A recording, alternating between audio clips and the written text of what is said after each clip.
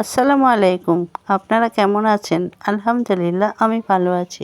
গৌরীপুর পদ্মা নদীর পাড়ে বসেছি, মেঘলা আকাশ, ঝাল ঝাল কিছু খেতে খুব ইচ্ছে করছে, তাই তো মুড়ি মাখায় নিলাম অনেক বেশি ঝাল দিয়ে। দুজন মিলে মুড়ি মাখা খেলাম, কিছুক্ষণ বসলাম, ফেরার পথে মাসুমের দোকানে 1 কাপ চা। মাঝে মাঝেই ভালো না লাগলে বাসায় পদ্মা পাড়ে চলে যাই, সেখানে আমরা দুজনে বসি, কিছুটা সময় কাটিয়ে আসি। অনেক সুন্দর পরিবেশ, বসার আসন পাতিয়ে রাখছে দোকানিরা,